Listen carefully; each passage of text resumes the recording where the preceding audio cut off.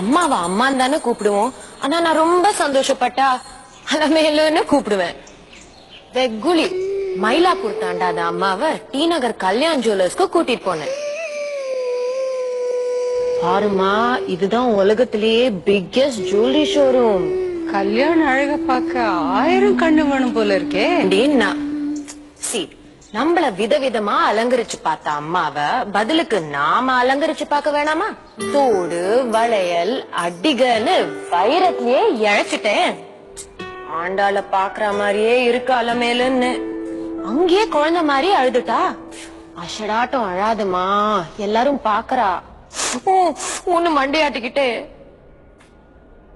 என் கண்ணை தொடச்சு விட்டா. கல்யாண்ல நான் அம்மாவா மாறினேன், அம்மா என் மகளா மாறினா.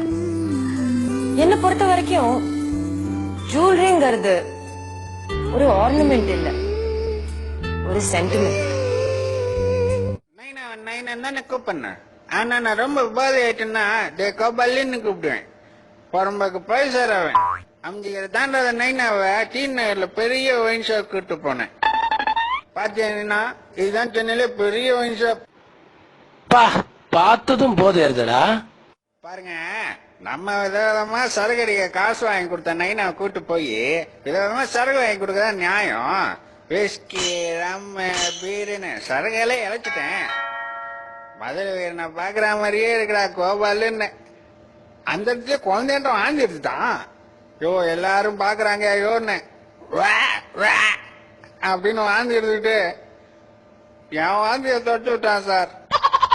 டாப்மா இருக்குல்ல, நான் நைனா வானேன், நைனா என் பிள்ளையா மாறினான். என்னை பொறுத்த வரைக்கும் சரக்குன்றது ஆள்கால் கண்டென்ட் இல்லைங்க, நைனா புள்ள சென்டிமெண்ட்.